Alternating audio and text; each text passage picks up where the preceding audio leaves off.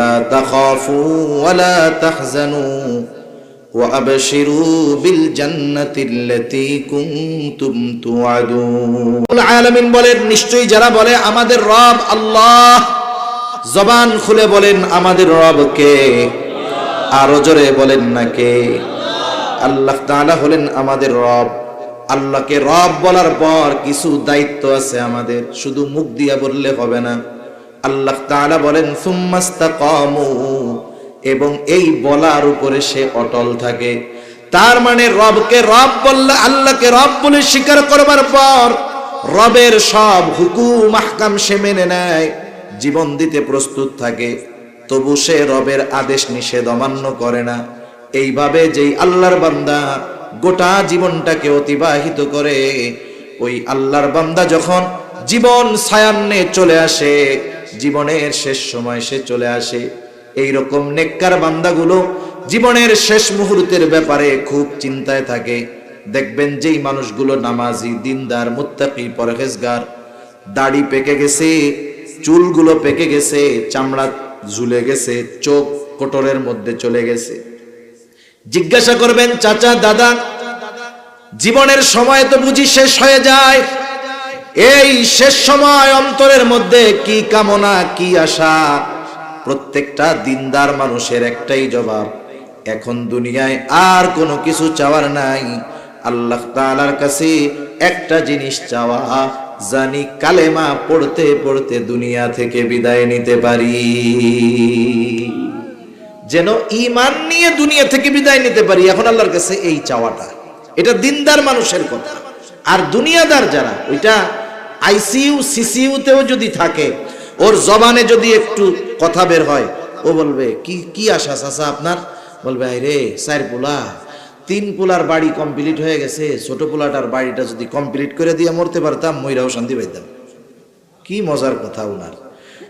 সারা জীবন আল্লাহর গোলামি কইরা ঈমান নিয়ে মরার ভয়ে টেনশনে অস্থির, আর সারা জীবন আল্লাহর নাফরমানি কইরা ও চিন্তা করে যে পোলারে বাড়িটা বানায় দিয়ে মরতে পারলে শান্তি পাইতাম। চিন্তা করে দেখছেন? এখন নেককার বান্দা তো চিন্তিত থাকে, সারা জীবন গোলামি করছে কার? দেখেন, সরকারি চাকরি যারা করে 62-63 বছর বয়সে যখন রিটায়ারমেন্টে যায়, বলেন তো সরকার কি তারে খালি হাতে পাঠায় দেয়? বরং কোন ব্যক্তি যদি যথাযথভাবে সরকারি দায়িত্ব পালন করে তার সময়কালটা শেষ করতে পারে, কেমন যেন সরকার তারে বলে তুমি চিন্তা কইরো না, তোমার বয়স 63 বছর, বাঁচবার কয় বছর, চিন্তার কোনো কারণ নাই, তুমি বাড়িতে চলে যাও। আগে চাকরি কইরা কইরা মাসে মাসে বেতন পাইতা, এখন চাকরি বাকরি করা লাগবে না, এককালীন মোটা অঙ্কের টাকা দিয়া দিব, আরো টেনশন নাই, বাড়ি বৈশা বৈশা বেতন পাইতে থাকবা। এখন বলেন, বাড়ি বৈশা বৈশা কোন সরকারি চাকরিজীবী মাস শেষে টাকা পাবে, বা পেনশনের টাকা পাবে, প্রভিডেন্ট ফান্ডের টাকা পাবে, যে তার চাকরিকালীন সময় যথাযথভাবে দায়িত্ব পালন করছে? ঠিক না? বার্ধক্যকালে গভর্নমেন্ট তার দায়িত্ব নিবে, বিনা পরিশ্রমে তাকে অর্থ দিবে। এই জন্য যেই ব্যক্তি গোটা হায়াত আল্লাহর গোলামি করবে, জীবনের শেষ সময় আল্লাহ তাআলা তাকে ভুলে যাবেন না। শয়তানও তো তাকে বেঈমান বানানোর জন্য চেষ্টা করতে থাকবে। আর আল্লাহ তাআলা জানায় দেন, ও আমার বান্দা, আমাকে রব বলছো, আমার সব হুকুম আহকাম মেনে চলছো, তোমার এই জীবনের শেষ সময় আমি আল্লাহ তোমাকে একা ছেড়ে দিব তা নয়। তাতানাজ্জালু আলাইহিমুল মালাইকা আল্লা তাখাফু ওয়া লা তাহজানু ওয়া আবশিরু বিল জান্নাতিল্লাতী কুনতুম তুআদুন। আল্লাহ তাআলা বলেন, আসমান হতে ফেরেশতার বাহিনী আল্লাহ পাঠায়া দিবে। তাতানাজ্জালু আলাইহিমুল মালাইকা, আল্লাহ তাআলা তার কাছে ফেরেশতার বাহিনী পাঠায়া দেয়। ওই মুমিন বান্দা অনেক কিছু জীবনে মৃত্যুর সময় সে অনুভব করতে পারে। ওই ফেরেশতা আয়েশা তার সাথে কথাবার্তা বলে, কি বলে? আল্লাহ তাখাফু ওয়া লা তাহজানু, হে আল্লাহর বান্দা, তুমি ভয়ও পাও না, চিন্তাও করো না।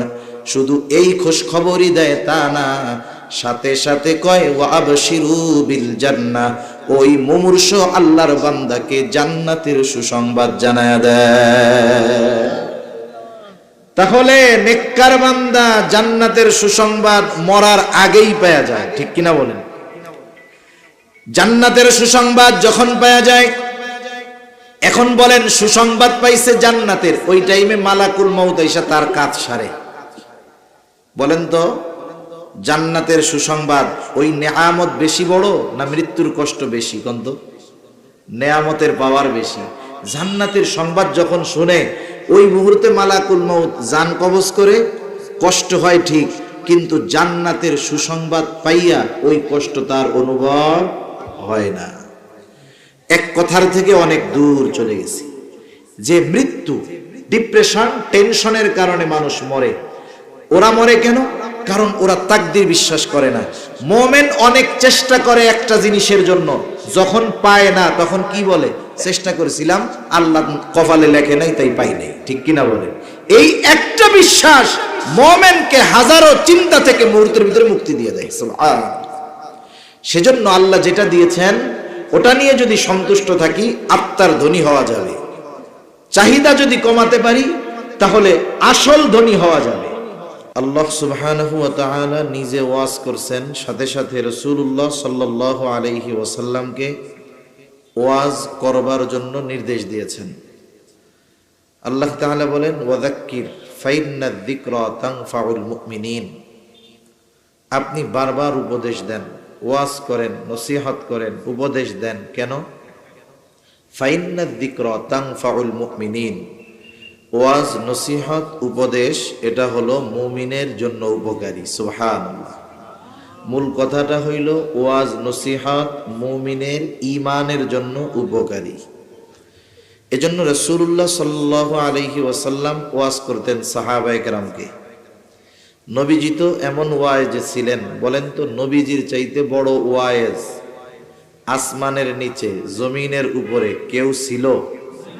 কেউ আছে? কিয়ামত পর্যন্ত কেউ আসবে? এত বড় ওয়াইজ নবী। নবীজি সাহাবায়ে কেরামকে সুযোগ পাইলেই ওয়াজ করতেন। নামাজের পরে মদিনায় আসেন, কোনো সফর নাই, নবীজি ঘুরে বসতেন, সাহাবায়ে কেরামকে নসিহত করতেন। আবার সাথে চলতেছে সাথীরা আছে, নবীজি ওয়াজ করতেন। এত এত হাদিস আমরা শুনি, এত এত হাদিস আমরা পড়ি, এগুলো সব নবীজির কথা, নবীজির ওয়াজ। নবীজি বলেছেন, সাহাবায়ে কেরাম গুরুত্ব সহকারে শুনে সংরক্ষণ করেছেন। এরপরে মুহাদ্দিসিনে কেরাম ওগুলোকে কাগজের পাতায় লিখে আমাদের জানার জন্য সহজ করে দিয়েছেন। সুবহানাল্লাহ। নবীজি তো এমন ওয়াইজ ছিলেন, নবীজি শ্রোতা দেখা কিন্তু ওয়াজ করতেন না। যে অনেক ভরপুর মজলিস, লোকজন বেশি দেখা ওয়াইজের ওয়াজ উঠছে, লোকজন কম ওয়াইজের ওয়াজ ওঠে না, বিষয়টা এমন না। নবীজির সাথে একজন সঙ্গী মাত্র। কয়জন? একজন। নবীজি ওই একজনকে যেই গুরুত্ব সহকারে ওয়াজ করতেন, বর মজলিসের মধ্যে সেই গুরুত্ব সহকারে ওয়াজ করতেন। ওয়াজের ময়দানে লাখো জনতার আগমন ঘটল, প্যান্ডেল টাইটম্বুর ভরপুর, লক্ষ মানুষের আগমন, কিন্তু একজনেরও কথা শুনলো না, আমল করলো না, হেদায়েত হইল না। বলেন তো এইরকম লক্ষ মানুষের মজমার দাম আছে? কিন্তু একজন মানুষের মজলিস, 2 জন 5 জন 10 জনের মজলিস, কম মানুষ, কিন্তু বলনেওয়ালা ইখলাসের সাথে বলল, শ্রবণ করনেওয়ালা ইখলাসের সাথে শুনলো, আয়োজক ইখলাসের সাথে আয়োজন করলো। লোক কম হোক, বক্তা অনেক আন্তর্জাতিক মানের না হোক, আয়োজন ছোট হোক, কিন্তু যদি এই 3 ধরনের লোকের ইখলাস ঠিক থাকে, ওই মাহফিল কামিয়াব। ঠিক কিনা বলেন? এজন্য নবীজি একজনকেও ওয়াজ করতেন। যেমন একটা হাদিস আছে, রাসূলুল্লাহ সাল্লাল্লাহু আলাইহি ওয়াসাল্লাম এক সাহাবীকে বলতেছে, আবু যর রাদিয়াল্লাহু তাআলা আনহুকে, হে আবু যর, তুমি সর্বহালতে আল্লাহ তাআলাকে ভয় করো। হে আবু যর, তুমি সর্বহালতে আল্লাহ তাআলাকে ভয় করো। তোমার দ্বারা যদি কখনো অন্যায় কাজ হয়ে যায়, নেকের কাজ করো। এই যে রাসূলুল্লাহ সাল্লাল্লাহু আলাইহি ওয়াসাল্লাম গুরুত্বপূর্ণ এইরকম ওয়াজ করছেন, হাদিসের বর্ণনার ভাষ্য অনুযায়ী বোঝা যায় ওই সময় নবীজির সাথে একজন সাহাবী ছিল। কারণ আবু যর বলতেছে, ক্বাল আলী, আমার জন্য রাসূলুল্লাহ সাল্লাল্লাহু আলাইহি ওয়াসাল্লাম বললেন, ইয়া আবা যর, হে আবু যর। তার মানে উনি একা ছিলেন। ইত্তাকিল্লাহা হাইথুমা কুনতা, তুমি যেখানেই থাকো না কেন আল্লাহ তাআলাকে ভয় করো। ওয়াতবি'is সাইয়্যাতাল হাসানাতা তামহুহা, তোমার দ্বারা যদি কখনো অন্যায় কাজ হয়ে যায় তুমি সাথে সাথে নেকের কাজ করো, ভালো কাজ করো, কারণ ভালো কাজ মন্দ কাজরে মিটায়া দেয়।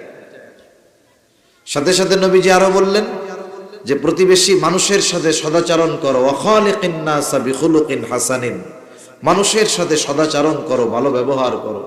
এটা খুব গুরুত্বপূর্ণ একটা হাদিস। আমার শুরুতে যদি খুতবার সময় জেহেনে আসতো আমি এই হাদিস নিয়ে কথা বলতাম, কিন্তু পরবর্তীতে কথার প্রসঙ্গে এই কথাটা হাদিসটা আসলো। এই হাদিসের মধ্যে নবীজি তিনটা বিষয়ের কথা আবু যর রাদিয়াল্লাহু তাআলা আনহুকে বলছেন। যখন নবীজি বলছেন, বলেন তো আবু যর রাদিয়াল্লাহু তাআলা আনহু অনেকের সাথে ছিলেন না একা ছিলেন? অথচ এই হাদিসের ব্যাখ্যায় মুহাদ্দিসিনে কেরাম বলেন, বুজুর্গানে দিন বলেন, এই হাদিসের মধ্যে আল্লাহ তাআলা তিন ধরনের হকের কথা বর্ণনা করছে, এবং ওই তিন ধরনের হক যদি কোনো মুমিন আদায় করে নিঃসন্দেহে সে আল্লাহর জান্নাতের বাসিন্দা হয়ে যাবে। আল্লাহর হকের কথা বলছে, নিজের হকের কথা বলছে। আমাদের প্রত্যেকের নিজের উপরে নিজের কিছু হক আছে। আমরা নিজেদের উপরে নিজেরা জুলুম করি কিসের মাধ্যমে? আমি যখন গুনাহ করি আমি নিজের উপরে জুলুম করি। আমি যখন ভালো কাজ করি আমি তখন এই জুলুম থেকে নিজেকে পরিষ্কার করি। এজন্য এখানে নবীজি নিজের হকের কথা বলছেন। 3 নাম্বার, সমগ্র এবং সমস্ত মানুষের হকের কথা নবীজি বলছেন। এত গুরুত্বপূর্ণ ওয়াজ করার সময় শ্রোতা কয়জন ছিল? একজন। নবীজি আবার ভর মজলিসে সাহাবাদের সামনে ওয়াজ করতেন। এই রকম একদিন নবীজি সাহাবাদের সামনে ওয়াজ করতেছেন। ওয়াজ করার আগে নবীজি বলতেছেন, মান ইয়াখুযু আন্নি হাউলাইল কালিমাত ফায়া'মালু বিহিন্না আও ইউ'আল্লিমু মান ইয়া'মালু বিহিন। নবীজি সাল্লাল্লাহু আলাইহি ওয়াসাল্লাম বলেন, তোমাদের মধ্যে এমন কে আছো যে আমার থেকে এই কালিমাগুলো, এই বাক্যগুলো, এই কথাগুলো শিখবে? শুধু তাই না, আমল করবে, এবং যে আমল করতে চায় তাকেও এই কথাগুলো শিখায়া দিবে। মাইয়াখুযু আন্নি হাউলাইল কালিমাত ফায়া'মালু বিহি। কে আছে তোমাদের মধ্যে এমন যে আমার থেকে এই বাক্যগুলো, কথাগুলো শিখবে, আমল করবে? এই শর্তে, আমলের শর্তে শিখবে, সাথে সাথে কেউ যদি আমল করতে চায় তাকেও শিখায়া দিবে। হাদিস বর্ণনাকারীদের মধ্যে সবচাইতে বেশি হাদিস বর্ণনাকারী সাহাবী হলেন হযরত আবু হুরায়রা রাদিয়াল্লাহু তাআলা। যদিও উনি নবীজির সাথে দীর্ঘকাল অবস্থান করার সুযোগ পান নাই, কিন্তু যতক্ষণ পেয়েছেন বেশি সময় নবীজির সাথে দিয়েছেন। এই জন্য সবচাইতে বেশি হাদিস বর্ণনাকারীদের মধ্যে 1 নম্বরে আবু হুরায়রা।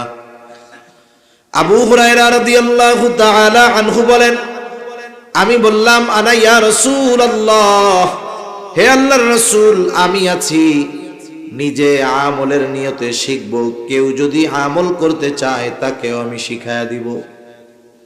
আবু হুরায়রা রাদিয়াল্লাহু তাআলা আনহু বলেন, ফাখাযা বিয়াদি, আমি নবীজির কাছে যখন গেলাম নবীজি আমার হাতটাকে চেপে ধরলেন।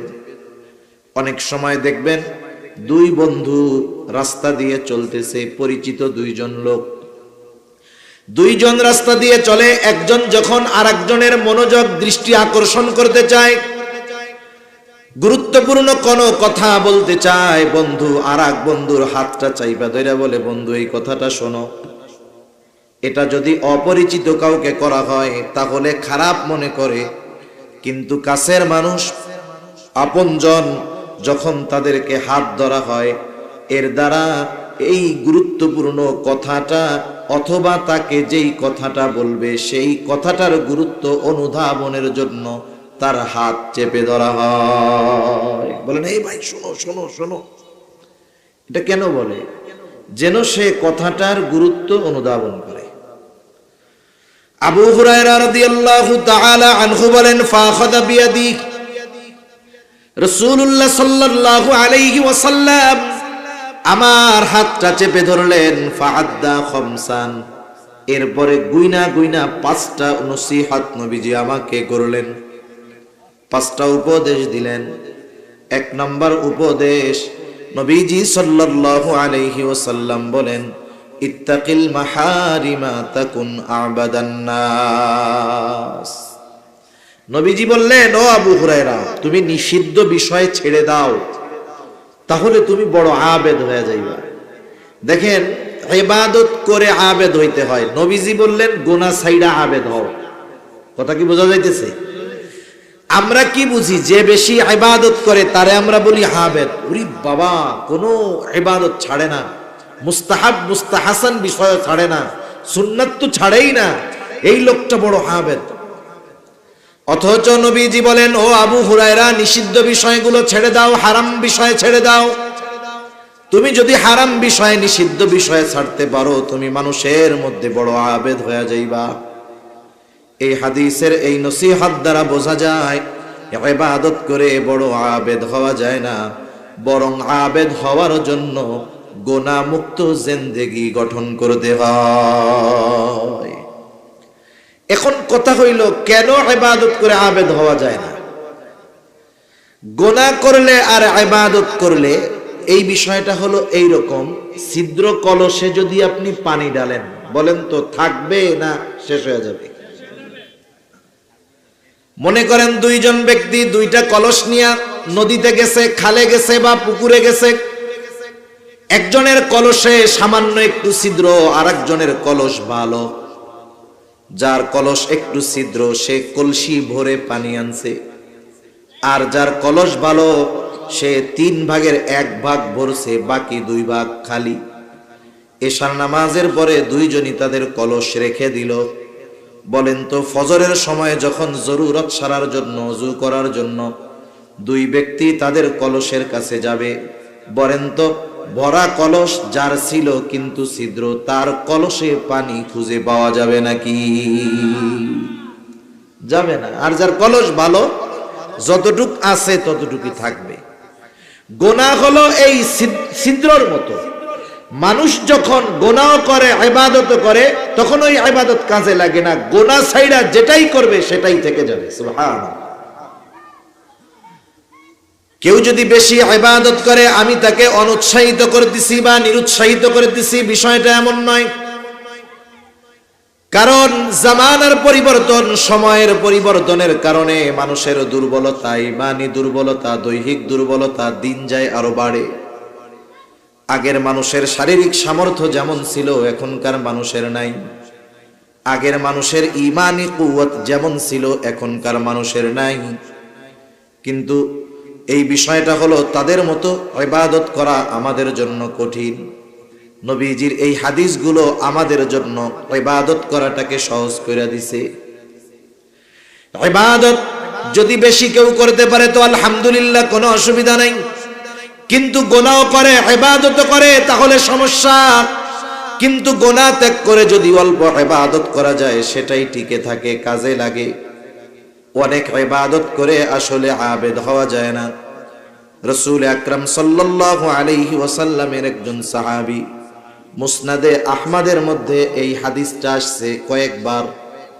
রাসূলুল্লাহ সাল্লাল্লাহু আলাইহি ওয়াসাল্লাম থেকে আব্দুল্লাহ ইবনে আমর ইবনুল আস রাদিয়াল্লাহু তাআলা তিনি বলেন, আমরা একদিন ফজরের নামাজের জন্য অপেক্ষমান মসজিদে নববীর মধ্যে। হঠাৎ নবীজি সাল্লাল্লাহু আলাইহি ওয়াসাল্লাম ঘোষণা দিলেন, এখন যেই ব্যক্তি মসজিদে প্রবেশ করবে সে জান্নাতি। নবীজির জবানে যখন এই ঘোষণা, সবার নজর মসজিদের দরজার দিকে। কোন সে মহা সৌভাগ্যবান ব্যক্তি নবীজির ঘোষণার পরে দরজা দিয়ে প্রবেশ করে।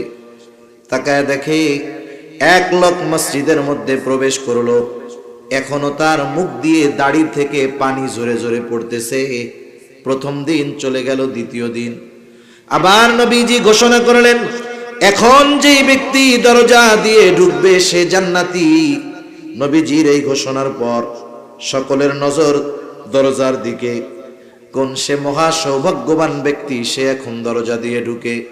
তাকায় দেখে গতদিন যেই ব্যক্তি যেই অবস্থায় মসজিদের দরজা দিয়ে ঢুকেছে, আজকেও সেই ব্যক্তি একই অবস্থায় মসজিদের দরজা দিয়ে প্রবেশ করলো। 2 দিন গেল। 3য় দিন নবীজি আবার ঘোষণা করেন, এখন যেই ব্যক্তি দরজা দিয়ে ঢুকবে সে জান্নাতি। সবার নজর দরজার দিক, তাকায় দেখে গত 2 দিন যেই ব্যক্তি যেই অবস্থায় মসজিদের মধ্যে ঢুকছে, আজকেও সে একই অবস্থায় ঢুকলো।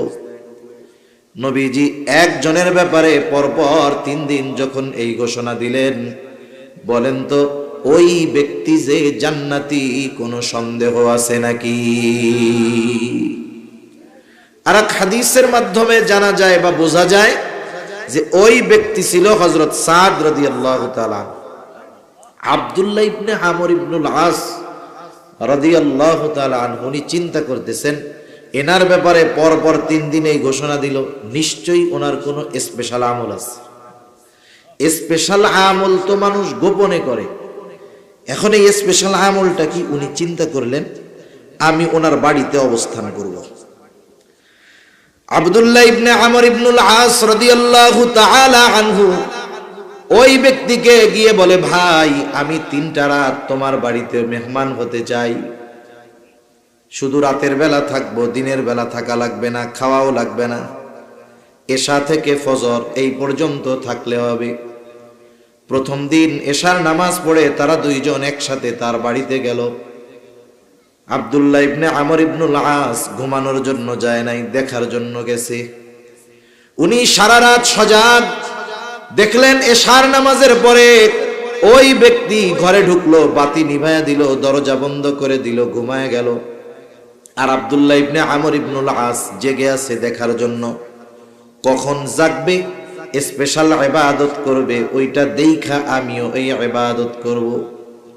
সারা রাত জাগে। ইতিমধ্যে রাত শেষ হয়ে গেল, ফজরের আজান হয়ে গেল। আল্লাহর বান্দা ঘুম থেকে মাত্র উঠছে। চিন্তা করতেছে হয়তো প্রথম দিন হতে পারে, আজকে যে কোনো কারণে ঘুম থেকে উঠতে পারে নাই। 2য় দিন আবার ওই আশায় আব্দুল্লাহ ইবনে আমর ইবনুল আস সারা রাত জাগ্রত, কিন্তু আল্লাহর বান্দা এশার নামাজ পড়ে ঘুমায়। আর যখন ফজরের আজান হয় তখন ঘুম থেকে উঠছে, এর আগে কোনো খবর নাই। 2 দিন চলে গেল। উনি চিন্তা করতেছে আর একদিন দেখি, কারণ যদি কেউ কোনো ধারাবাহিক ইবাদতে অভ্যস্ত হয়, 1-2 দিন কোনো কারণে বাদ যাইতে পারে, পরপর 3 দিন ওই ধারাবাহিক আমল বাদ যাইতে পারে না। এই আশায় 3য় রাতও ওনার বাড়িতে অবস্থান করছে। অবস্থা কি? আগের 2 দিনও যেরকম এশার নামাজ পড়ে ঘুমাইছে, ফজরের আজান দিলে উঠছে, উনিও ওই সময় এশার নামাজ পড়ে ঘুমায়া ওই দিনও ফজরের আজানের সময় উঠছে। এখন চিন্তা করে পরপর 3 দিন থাকলাম, কোন স্পেশাল আমল টামল তো দেখলাম না। মনের যে কৌতূহল, এর উত্তর তো আর পায় নাই। এইবার আব্দুল্লাহ ইবনে আমর ইবনুল আস জিজ্ঞাসা করতেছে, ভাই পরপর 3 রাত তোমার বাড়িতে অবস্থান করার কারণ এইটা নয় যে আমার বাড়িতে থাকার কোনো ব্যবস্থা ছিল না, এটা নয়।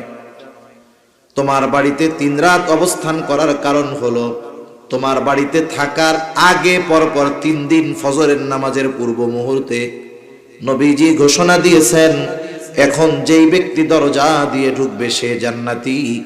আমরা পরপর 3 দিন দরজার দিকে তাকায় দেখলাম, নবীজির ঘোষণার পরে যেই ব্যক্তি দরজা দিয়ে প্রবেশ করেছে সেই ব্যক্তি হইলা তুমি। আসলে 3 দিন ছিলাম তোমার একটু স্পেশাল আমল দেখার জন্য, কিন্তু তোমার যে ঘুম, তুমি তো উঠোই না।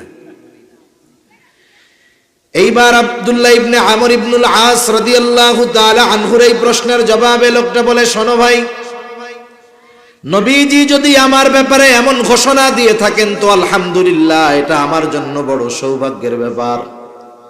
কিন্তু তুমি যেই আশায় আমার বাড়িতে অবস্থান করছো, এমন কোনো বিষয় আমার মধ্যে নাই। তবে একটা কাজ আমি করি, আমি যখন রাতের বেলায় বিছানায় শুইতে যাই, আমাকে যারা কষ্ট দিয়েছে এবং আমার যাদের প্রতি কষ্ট আছে সকলের ব্যাপারে আমি আমার অন্তরটাকে পরিষ্কার করে ঘুমাতে যাই। অন্তর ধুইয়া মুইসা হিংসা বিদ্বেষ কষ্ট আমি সবাইরে মাফ করে দিয়ে এরপরে ঘুমাইতে যাই, এই কাজটাই করি, আর কিছু না। আব্দুল্লাহ ইবনে আমর ইবনুল আস রাদিয়াল্লাহু তাআলা আনহু বলেন, তাইলে এই আমলের কারণেই নবী তোমার ব্যাপারে এমন ঘোষণা দিয়েছে। সুবহানাল্লাহ। একটু চিন্তা করে দেখেন যে সাহাবায়ে কেরাম ওনারা যদি এই জামানায় থাকতো, ওনাদের ব্যাপারে যেগুলো আমরা শুনি, এই যে এই ব্যক্তির ব্যাপারে যদি জানতাম, আমরা চিন্তা করলাম এই বেটা আল্লাহর ওলি হয় কেমনে। আমরা মনে করি যে ওলি যদি হইতে হয় নফল ইবাদত যত বেশি করবে সে তত বড় ওলি। এটা আমাদের একটা ধারণা। মূল বিষয় হলো যার তাকওয়া যত বেশি, যে যত গুনাহ থেকে নিজেকে বাঁচায় বেশি, সে তত বড় আল্লাহর ওলি। এজন্য নবীজি এই হাদিসের মধ্যে বলছেন সোজা কথা, ইবাদত কইরা আবেদ হওয়া যাবে না যতক্ষণ গুনাহ না ছাড়া হবে। এজন্য আমরা সকলে বড় আবেদ হইতে চাই। আবেদ হইতে হইলে কি করতে হবে বলেন? গুনাহ ছাড়তে হবে। কি ছাড়তে হবে? গুনাহ ছাড়তে হবে, পাপ ছাড়তে হবে, অন্যায় ছাড়তে হবে। আমি নামাজ পড়বো, মিথ্যাও বলবো, নামাজ পড়বো, আরাম খাবো।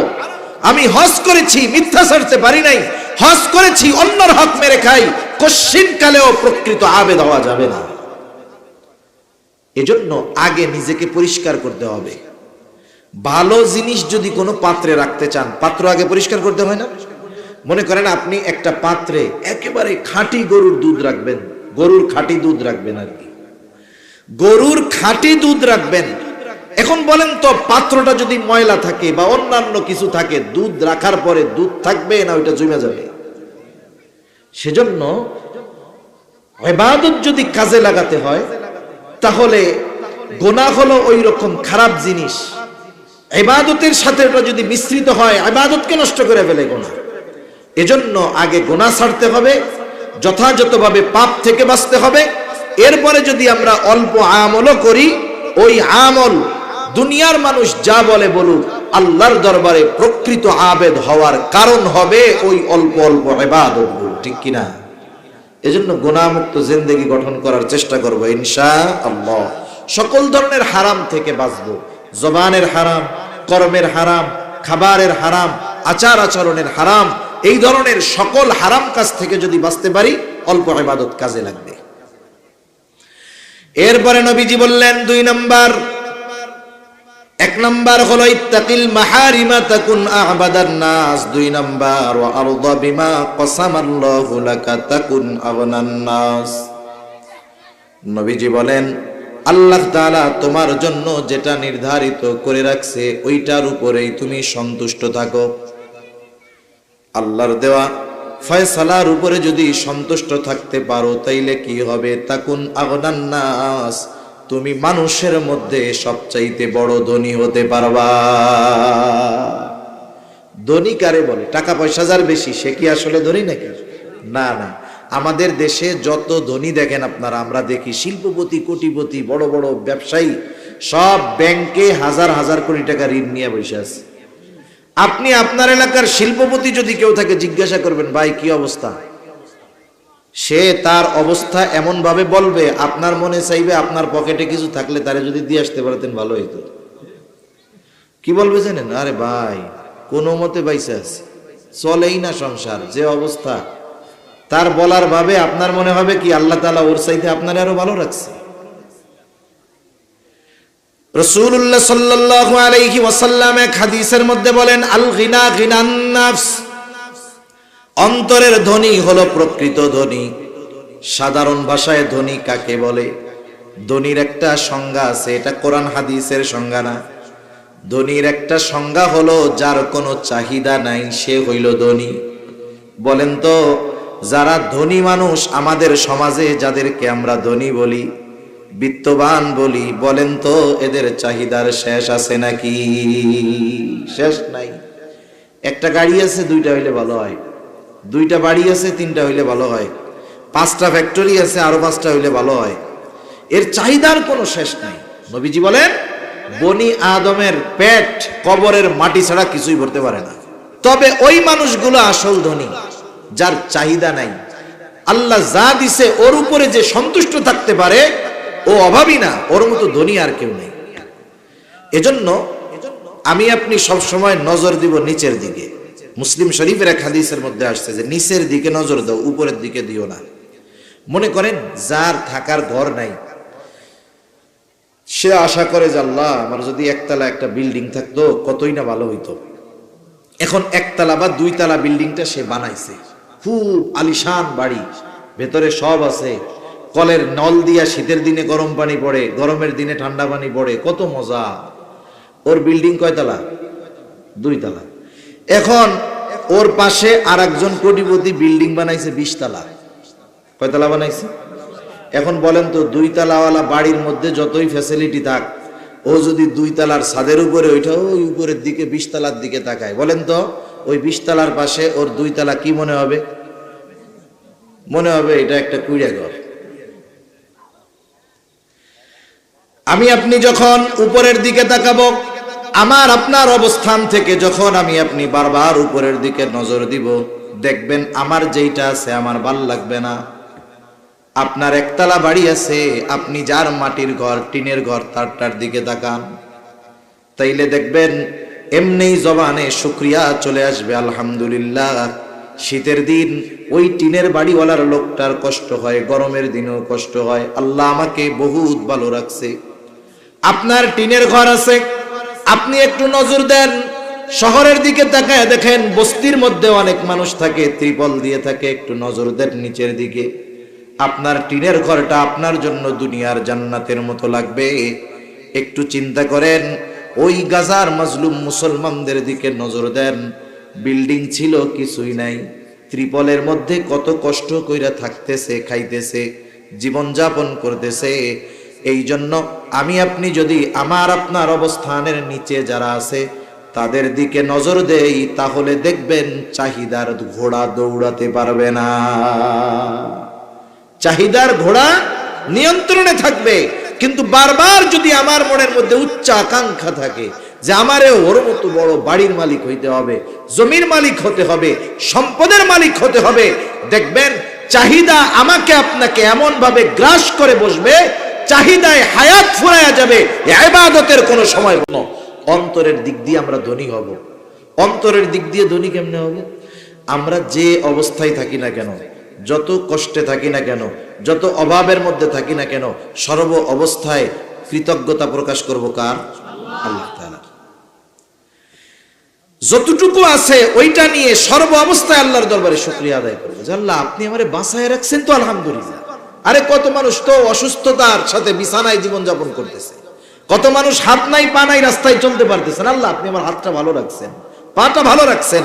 এজন্য আমি আমার চাইতে যারা নিচু আছে সম্পদের দিক দিয়ে, অন্যান্য দিক দিয়ে, তাদের দিকে বারবার যদি নজর দেই, তাহলে কৃতজ্ঞ বান্দা হতে পারবো। আর যদি শুধু উপরের দিকে তাকাই, তাহলে আমারটার ব্যাপারে কৃতজ্ঞতা আসবে না, শুধু নাশকরি অন্তরে আসবে, আরে আল্লাহ ওর মতো হইলে ভালো হইতো, ওর মতো হইলে ভালো হইতো। এভাবে হায়াত ফুরাইয়া যাবে। আত্মার ধনী, নবীজি বলেন আল গিনা গিনান নাফস, আত্মার ধনী, অন্তরের ধনী হইল প্রকৃত ধনী, আসল ধনী। আর সংজ্ঞা কি বলে? যার কোনো চাহিদা নাই সে হইল আসলেও ধনী। আমরা আমাদের যেই চাহিদা আল্লাহ যা দিছে ওর উপরে যদি সন্তুষ্ট থাকতে পারি, তাহলেই ধনী হওয়া সম্ভব। ঠিক কিনা বলেন? আত্মতৃপ্তি লাভ করা সম্ভব। এই আত্মতৃপ্তি বড় এক জিনিস। দেখবেন একজন 1000 কোটি টাকার মালিক খাওয়ার পরেও সে আত্মতৃপ্তি লাভ করতে পারে নাই, আর একজন কোনো মতে 3 বেলা খায়, তার মধ্যে কোনো টেনশন নাই, আলহামদুলিল্লাহ সব হালতে। আসলে এই লোকটাই শান্তিতে আছে। সেজন্য নবীজি বললেন ওয়ারদা বিমা কসামাল্লাহু লাকা তাকুন আগনান নাস। আল্লাহ তাআলা তোমার জন্য যতটুকু রেখেছেন তার ব্যাপারে তুমি সন্তুষ্ট থাকো, তাইলে তুমি মানুষের মধ্যে ধনী মানুষ হইতে পারবা। একটা বিষয় আমাকে আপনাকে মনে রাখতে হবে, আল্লাহ তাআলা আমার জন্য যতটুক বন্টন করেছেন ততটুক আমাকে দিবেনই। আর আল্লাহ তাআলা আমার জন্য যেটা বন্টন করেন নাই, আমি যদি গোটা হায়াত সেটা পাওয়ার চেষ্টা করি, কখনোই আমি পাবো না। এটা তাকদীরের অন্যতম একটি বিষয়। আমি আপনি যদি আল্লাহর প্রতি এই বিশ্বাস রাখতে পারি, আমার তাকদীরে যা ছিল আল্লাহ তাআলা তাই দিয়েছে, আমি চেষ্টা করেছি এটাও তাকদীরের অন্তর্ভুক্ত, চেষ্টা করেছি যা পাইছি এটা তাকদীরের অন্তর্ভুক্ত, কারণ ওইটুক আল্লাহ তাআলা আমার জন্য ফয়সালা করে রাখছেন। দেখবেন তাহলে ডিপ্রেশন থাকবে না, টেনশন থাকবে না, আত্মতৃপ্তি অর্জন করা যাবে। মুমিনের একটা বিষয় কি, মুমিন তাকদীরে বিশ্বাসী না? তাকদীর যদি বিশ্বাস না করে ঈমান থাকবে? থাকবে না। ঈমানের 6 ভিত্তির মধ্যে অন্যতম একটা ভিত্তি যে সব আল্লাহর তরফ থেকে হয়, ভালো মন্দ সব, এর উপরে বিশ্বাস রাখা। এখন দেখেন মুসলমান আর অমুসলিম এদের মধ্যে তফাৎ কি? অমুসলিমেরা টেনশন ডিপ্রেশন চিন্তা করে বেশি। অমুসলিমেরা আমাদের অন্যান্য দেশ যারা ইউরোপ আমেরিকা জাপান এইসব প্রযুক্তি সম্পন্ন দেশগুলো, এদের দেশে আত্মহত্যার প্রবণতা বেশি। আমাদের দেশে মুসলিম যারা আত্মহত্যা করে এরা কয়েকটা কারণে করে। অনেকে পরীক্ষায় ফেল কইরা করে, অনেকে অবৈধ সম্পর্ক থাকে, প্রেম প্রীতির সম্পর্ক থাকে, দুইজনের সাথে সম্পর্ক হয় না, ও কচু গাছের সাথে গলায় দড়ি নেয়, ও আম গাছের সাথে না, এরকম নিয়ে মরে। কিন্তু জীবনের অগ্রগতি উন্নতির ক্ষেত্রে মুসলমান কখনো আত্মহত্যা করে না। খুব কম যারা করে শয়তানের ধোঁকায়, তবে এই সংখ্যা খুব কম। ইউরোপ আমেরিকা সহ উন্নত বিশ্ব যাকে আমরা বলি, ওই সব জায়গায় আত্মহত্যার প্রবণতা বেশি। গোটা দুনিয়ার মধ্যে অন্যতম এক শান্তির দেশ বলা হয়, 1, 2, 3 মধ্যে আছে একটা দেশ সুইজারল্যান্ড। সুইজারল্যান্ড ইউরোপের একটা দেশ, বলা হয় যে পৃথিবীর প্রথম দিকের শান্তিময় একটা দেশ, যেখানে কোনো ঝামেলা নাই, কোনো টেনশন নাই, পেরেশানি নাই। অথচ এই দেশগুলোর মধ্যে আত্মহত্যার প্রবণতা বেশি। শুধু তাই না, এত বেশি আত্মহত্যার প্রবণতা, ওই দেশের গবেষকরা মরার লাইগা মেশিন বানাইছে। মরার জন্য কি বানাইছে? মেশিন বানাইছে। এই 2-3 বছর আগেই তো বানাইছে। এটা আপনারা হয়তো অনেকে শুনে থাকবেন, পত্রিকায় লেখছে যে এমন মেশিন বের হইছে, ওইটার মধ্যে মরলে নাকি মরার কষ্ট হয় না। নাউজুবিল্লাহ বলেন। ব্যবস্থাপনা কত আছে, সরকারিভাবে আত্মহত্যার ব্যবস্থা আছে। একজন মরতে চায়, ওর আর বাঁচতে ভাল লাগে না, এখন ও কি করবে? ও সরকারের কাছে আবেদন করবে যে আমি আর দুনিয়ায় থাকতে চাই না, মরতে চাই। অপশন আছে, কেন মরতে চাও, কারণ দর্শাও। এবার সে কারণ লেখে যে এই কারণে আমি আর দুনিয়ায় বাইচা থাকতে চাই না। আচ্ছা ঠিক আছে, তুমি দুনিয়ায় বাঁচতে চাও না, তাহলে মরতে তো চাও। এখন অপশন আছে, কেমনে মরবা? গুলি খেয়া মরবা, না গলা টিবাইয়া মারবা, না রশিতে ঝুলে মরবা, নাকি হিংস্র প্রাণী দিয়ে খাওয়া দিমু? কোন পদ্ধতিতে মরতে চাও? এবার ও ওর মন মতো একটা অপশন দেয় যে আমি এইরকম মরতে চাই। এবার আবেদন জমা দেওয়া হয়, গভর্নমেন্ট এটার তদন্ত করে, দেখে যে না, ওর এই সমস্যাগুলো আছে, ওর আপিল মঞ্জুর করা হোক। এইবার ওকে সরকার মরার ব্যবস্থা করে দেয়। চিন্তা করে দেখছেন, যেখানে গভর্নমেন্টের উচিত ছিল জানমালের নিরাপত্তা দেওয়া, সেইখানে মরার ব্যবস্থা গভর্নমেন্ট করে দিতেছে। তা এইরকম মরার প্রবণতা যখন বেশি, ওই দেশের বিজ্ঞানীরা চিন্তা করলো এত মানুষ যেহেতু মরে, তাহলে মরার একটা মেশিন বানানোর দরকার। এখন মরার মেশিন বানাইছে, কফিনের মতো এরকম, ওইটার মধ্যে ঢুকায় দেয়, এরপরে নাকি মরে যায়। এখন মরলে নাকি কষ্ট হয় না। এখন বলেন তো, মরলে যে কষ্ট হয় না, এ কথা আমি আপনি বললে তো বিশ্বাস হবে না। বিশ্বাস তো করবো তার কথা যে ওই মেশিনে একবার মরছে। এখন সে মরার পরে বলবে যে আমি মরছি, আমার কষ্ট হয় নাই, তাইলে আমরা বিশ্বাস করব, ঠিক না? দেখেন, কেউ যদি এটা বিশ্বাস করে ইয়াকিনের সাথে যে মৃত্যুর যন্ত্রণা হয় না, তাহলে কোরআন সুন্নাহর সাথে সাংঘর্ষিক বিষয় হয়ে যায়। আল্লাহ তাআলা বলেন ওয়াজাআত সাকরাতুল মাউতি বিল হক। আল্লাহ রাব্বুল আলামিন জানায় দেয় সাকরাতুল মাউতি বিল হক, মৃত্যুর যন্ত্রণা সত্য। রাসূল আকরাম সাল্লাল্লাহু আলাইহি ওয়াসাল্লাম জানিয়েছেন মৃত্যুর যন্ত্রণা সত্য। রাসূলুল্লাহ সাল্লাল্লাহু আলাইহি ওয়াসাল্লাম জীবন সায়ান্নে, জীবনের শেষ সময়, ওই যে যখন ইহুদি মহিলা নবীজিকে দাওয়াত দিয়ে বিষ খাওয়ায়া দিছিল, রাসূলুল্লাহ সাল্লাল্লাহু আলাইহি ওয়াসাল্লামের জীবনের শেষ সময়ে বিষক্রিয়ার যন্ত্রণা দেখা দিল। আয়েশা সিদ্দিকা রাদিয়াল্লাহু তাআলা আনহা বলেন, নবীজির কষ্ট হইতো, তিনি তার হাতটাকে পানির মধ্যে নিতেন আর বারবার মুখের মধ্যে মুছতেন যন্ত্রণায়, কষ্টে। আয়েশা সিদ্দিকা রাদিয়াল্লাহু তাআলা আনহা বলেন, আমি নবীজির এই অবস্থাটা দেখেছি, এই জন্য কেউ যদি আমাকে বলে অমুকে মরছে, কোনো কষ্ট হয় নাই, যন্ত্রণা হয় নাই, তার এই বিষয়টাকে আমি বড় কোনো বিষয় মনে করি না। নবীজিও বলেছেন মৃত্যুর যন্ত্রণা সত্য। এখন আমার কথা তো বলতে গেলে সে আর এক দিক চলে যায়, মূল কথা আর শেষ হবে কিনা আল্লাহই জানে। এখন কথা হইলো, হুজুর তাইলে মরার যন্ত্রণা সত্যই যদি হয় তাইলে বিষয়টা কেমন হইল? আসল বিষয় হলো মরার যন্ত্রণা ঠিক হয়, কিন্তু মোমেন বান্দা ওই যন্ত্রণা অনুভব করে না। একটা উদাহরণ দিলে বুঝতে সহজ হবে। এখন তো মুসলমানি দেওয়ায় আপনাদের এদিকে কি বলে? খাতনা বলে না মুসলমানি বলে? মুসলমানিও বলে, খাতনাও বলে। এখন তো ডাক্তারের কাছে গিয়ে খাতনা দেওয়ায়, মুসলমানি দেওয়ায়। এই যে কয়েকদিন আগে একটা ছেলেরে ইউনাইটেড হসপিটালে নিয়ে গেছে খাতনা দেওয়ানোর জন্য, বড় ডাক্তারের কাছে। অ্যানেস্থেশিয়া হয়তো দিছে, অজ্ঞান করছে, ছোট বাচ্চা, মাত্রা মনে হয় বেশি পড়ছে, সেন্সার ফিরে নাই, বাচ্চা দুনিয়া থেকে চলে গেছে। এই ছোট ছোট বিষয়গুলো আসলে সনাতন পদ্ধতি, আগের পদ্ধতিগুলোই আমার কাছে বেশি সেফ, বেশি নিরাপদ মনে হয়। তো যাই হোক, এখন ওই বাচ্চা আমরা যখন খাতনা দিত, যে খাতনা দিত আগে, এখন তো ডাক্তারের কাছে নিয়ে যায়। এরা আপনাদের এদিকে কি বলে? হাজাম না হাজাম? হাজাম। যেই গ্রামে হাজাম ঢুকতো, হাজামরে যখন আকাটা গুলো দেখতো আর কি, যেগুলোর মুসলমানি দেওয়া হয়নি, ওইগুলো যখন দেখতো যে গ্রামে হাজাম ঢুকছে, সবগুলা গিয়া বাড়ির মাথার উপরে উঠে উঠে পালাইতো যে আজকে মনে হয় আমারে কোরবানি দিয়ে দিবি রে কাম সারা। এখন মনে করেন হাজাম যখন আসে, হাজাম যারা, এরা সব হাজাম রসিক হয়, এদের কথাবার্তার মধ্যে রসালো ভাব থাকে। এখন ছোট বাচ্চারে আনছে, ও তো ভয়ে কান্নাকাটি করতেছে, অবস্থা খারাপ। হাজাম ওর সাথে গল্প জুড়ে নেয়, মজার মজার গল্প বলে, বইলা বইলা ওর মনটারে অন্য দিক নিয়ে যায়। নিয়ে ওরে বলে, শুনছি তোর নাকি অনেক শক্তি। কয়, হ্যাঁ আমার অনেক শক্তি। তুই ওর সাথে মারামারিতে পারবি? হ্যাঁ পারবো। এই সব বুঝাই টুঝায় মন অন্য দিকে নিয়ে যায়। কয়, তোর নাকি বলে পিঁপড়ায় কামড় দিলে ব্যথা লাগে না? কয়, না আমার লাগে না। এবার হাজাম সিমটি দিত, এরকম সিমটিতে ব্যথা লাগে? কয়, না ব্যথা লাগে না। এবার ওই জায়গা ধরে ও সিমটি দেখে, ব্যথা লাগে? কয়, না। এই যে কথা চলতেছে, কিন্তু এর মধ্যে হাজাম কাইটা কুইটা ব্যান্ডেজ বন্ডেজ করা সারা। কয়, যা তোর কাম শেষ। এখন বলেন তো, হাজাম যে কাটছে, ওর কি ব্যথা লাগে নাই? লাগছে।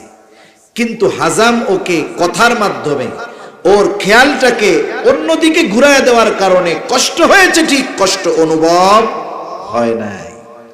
মোমেন বান্দারও মৃত্যুর কষ্ট হয়, কিন্তু অনুভব হয় না। কেন হয় না? আল্লাহ তাআলা কোরআনুল কারীমের মধ্যে বলেন, ইন্নাল্লাযীনা ক্বালু রাব্বুনাল্লাহু সুম্মা ইসতাকামু তাতানাজ্জালু আলাইহিমুল মালায়েকা আল্লা তাখাফু ওয়া লা তাহজানু ওয়া আবশিরু বিল জান্নাতিল্লাতী কুনতুম তুআদুন। আল্লাহ রাব্বুল আলামিন বলেন, নিশ্চয়ই যারা বলে আমাদের রব আল্লাহ, জবান খুলে বলেন আমাদের রব কে? আরো জোরে বলেন না কে? আল্লাহ তাআলা হলেন আমাদের রব। আল্লাহকে রব বলার পর কিছু দায়িত্ব আছে আমাদের, শুধু মুখ দিয়া বললে হবে না। আল্লাহ তাআলা বলেন সুম্মাস্তাকামু, এবং এই বলার উপরে সে অটল থাকে। তার মানে রবকে রব বললে, আল্লাহকে রব বলে স্বীকার করবার পর রবের সব হুকুম আহকাম সে মেনে নেয়, জীবন দিতে প্রস্তুত থাকে, তবু সে রবের আদেশ নিষেধ অমান্য করে না। এইভাবে যেই আল্লাহর বান্দা গোটা জীবনটাকে অতিবাহিত করে, ওই আল্লাহর বান্দা যখন জীবন সায়ান্নে চলে আসে, জীবনের শেষ সময় সে চলে আসে, এইরকম নেককার বান্দাগুলো জীবনের শেষ মুহূর্তের ব্যাপারে খুব চিন্তায় থাকে। দেখবেন যেই মানুষগুলো নামাজি, দিনদার, মুত্তাকি, পরহেজগার, দাড়ি পেকে গেছে, চুলগুলো পেকে গেছে, চামড়া ঝুলে গেছে, চোখ কোটরের মধ্যে চলে গেছে, জিজ্ঞাসা করবেন, চাচা দাদা, জীবনের সময় তো বুঝি শেষ হয়ে যায়, এই শেষ সময় অন্তরের মধ্যে কি কামনা, কি আশা? প্রত্যেকটা দিনদার মানুষের একটাই জবাব, এখন দুনিয়ায় আর কোনো কিছু চাওয়ার নাই, আল্লাহ তাআলার কাছে একটা জিনিস চাওয়া, জানি কালেমা পড়তে পড়তে দুনিয়া থেকে বিদায় নিতে পারি, যেন ঈমান নিয়ে দুনিয়া থেকে বিদায় নিতে পারি। এখন আল্লাহর কাছে এই চাওয়াটা, এটা দিনদার মানুষের কথা। আর দুনিয়াদার যারা, ওইটা আইসিইউ সিসিইউতেও যদি থাকে, ওর জবানে যদি একটু কথা বের হয়, ও বলবে, কি আশা চাচা আপনার? বলবে, আরে 4 পোলা, 3 পোলার বাড়ি কমপ্লিট হয়ে গেছে, ছোট পোলাটার বাড়িটা যদি কমপ্লিট করে দিয়ে মরতে পারতাম, মইরাও শান্তি পাইতাম। কি মজার কথা উনার। সারা জীবন আল্লাহর গোলামি কইরা ঈমান নিয়ে মরার ভয়ে টেনশনে অস্থির, আর সারা জীবন আল্লাহর নাফরমানি কইরা ও চিন্তা করে যে পোলারে বাড়িটা বানায় দিয়ে মরতে পারলে শান্তি পাইতাম। চিন্তা করে দেখছেন? এখন নেককার বান্দা তো চিন্তিত থাকে, সারা জীবন গোলামি করছে কার? দেখেন সরকারি চাকরি যারা করে 62-63 বছর বয়সে যখন রিটায়ারমেন্টে যায়, বলেন তো সরকার কি তারে খালি হাতে পাঠায় দেয়? বরং কোন ব্যক্তি যদি যথাযথভাবে সরকারি দায়িত্ব পালন করে তার সময়কালটা শেষ করতে পারে, কেমন যেন সরকার তারে বলে তুমি চিন্তা কইরো না, তোমার বয়স 63 বছর, বাঁচবার কয় বছর, চিন্তার কোনো কারণ নাই, তুমি বাড়িতে চলে যাও। আগে চাকরি কইরা কইরা মাসে মাসে বেতন পাইতা, এখন চাকরি বাকরি করা লাগবে না, এককালীন মোটা অঙ্কের টাকা দিয়া দিব, আরো টেনশন নাই, বাড়ি বৈশা বৈশা বেতন পাইতে থাকবা। এখন বলেন বাড়ি বৈশা বৈশা কোন সরকারি চাকরিজীবী মাস শেষে টাকা পাবে বা পেনশনের টাকা পাবে, প্রভিডেন্ট ফান্ডের টাকা পাবে? যে তার চাকরিকালীন সময় যথাযথভাবে দায়িত্ব পালন করছে, ঠিক না? বার্ধক্যকালে গভর্নমেন্ট তার দায়িত্ব নিবে, বিনা পরিশ্রমে তাকে অর্থ দিবে। এই জন্য যেই ব্যক্তি গোটা হায়াত আল্লাহর গোলামি করবে, জীবনের শেষ সময় আল্লাহ তাআলা তাকে ভুলে যাবেন না। শয়তানও তো তাকে বেঈমান বানানোর জন্য চেষ্টা করতে থাকবে। আর আল্লাহ তাআলা জানায় দেন, ও আমার বান্দা, আমাকে রব বলছো, আমার সব হুকুম আহকাম মেনে চলছো, তোমার এই জীবনের শেষ সময় আমি আল্লাহ তোমাকে একা ছেড়ে দিব তা নয়। তাতানাজ্জালু আলাইহিমুল মালাইকা আল্লা তাখাফু ওয়া লা তাহজানু ওয়া আবশিরু বিল জান্নাতিল্লাতী কুনতুম তুআদুন। আল্লাহ তাআলা বলেন, আসমান হতে ফেরেশতার বাহিনী আল্লাহ পাঠায়া দিবে। তাতানাজ্জালু আলাইহিমুল মালাইকা, আল্লাহ তাআলা তার কাছে ফেরেশতার বাহিনী পাঠায়া দেয়। ওই মুমিন বান্দা অনেক কিছু জীবনে মৃত্যুর সময় সে অনুভব করতে পারে। ওই ফেরেশতা আয়েশা তার সাথে কথাবার্তা বলে, কি বলে? আল্লাহ তাখাফু ওয়া লা তাহজানু, হে আল্লাহর বান্দা তুমি ভয়ও পাও না, চিন্তাও করো না। শুধু এই খোঁজ খবরই দেয় তা না, সাথে সাথে কয় ওয়া আবশিরু বিল জান্নাহ, ওই মুমূর্ষ আল্লাহর বান্দাকে জান্নাতের সুসংবাদ জানায়া দেয়। তাহলে নেককার বান্দা জান্নাতের সুসংবাদ মরার আগেই পাওয়া যায়, ঠিক কিনা বলেন?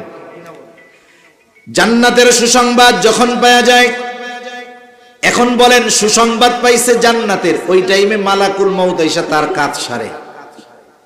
বলেন তো জান্নাতের সুসংবাদ ওই নেয়ামত বেশি বড় না মৃত্যুর কষ্ট বেশি? কোন তো নেয়ামতের পাওয়ার বেশি।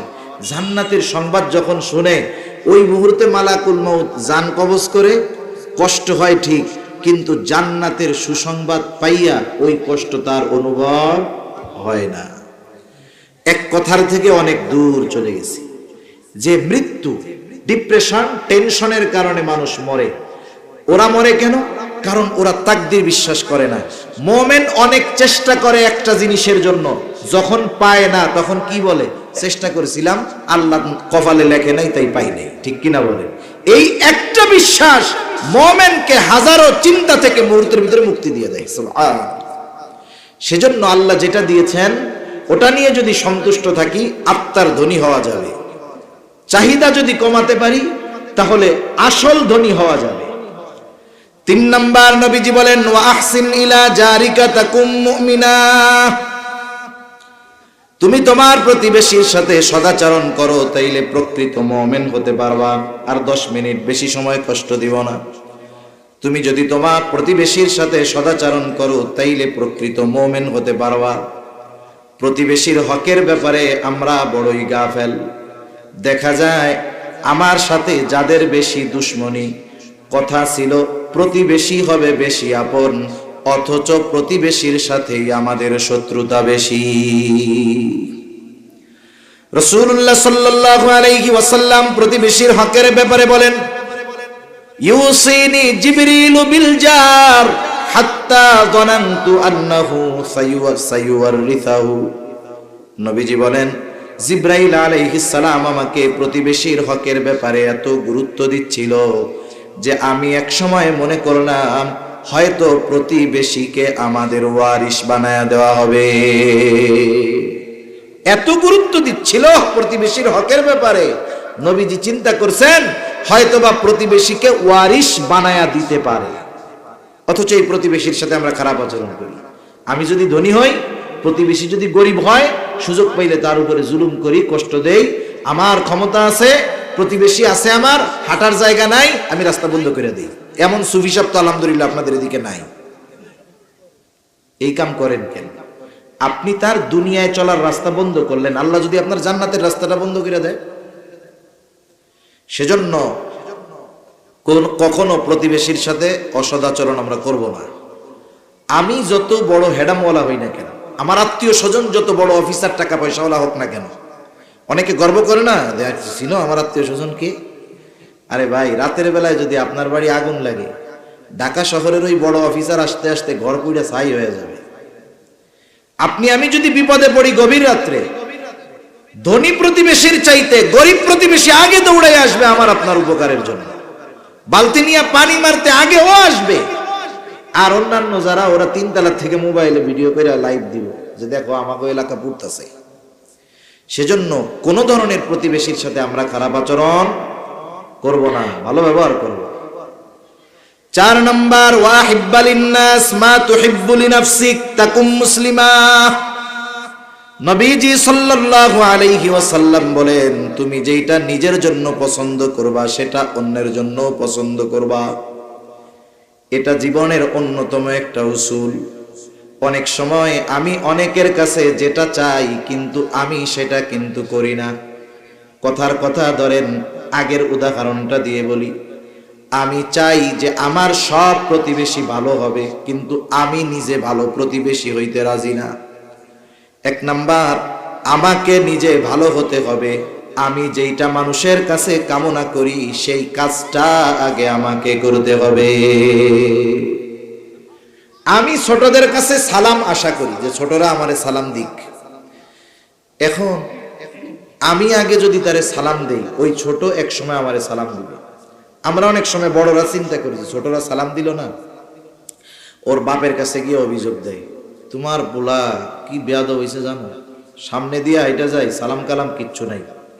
এখন ওই লোক, ওই ছেলে বাড়িতে যাওয়ার পরে পিটানি দিছে। কি দিছে? পিটানি দিছে। এই অমুক চাচা তোর নামে বিচার দিছে, তুই চাচারে সালাম দিস নাই, এখন দিছে পিটানি। এখন বলেন তো, ওই ছেলেকে শাসন করার কারণে, মায়ের দেওয়ার কারণে পরবর্তীতে যদি আপনার সাথে দেখা হয়, অবশ্যই সে কি দিবে? সালাম দিবে। এখন সালাম দিবে ঠিক, মনে মনে কি বলবে জানেন?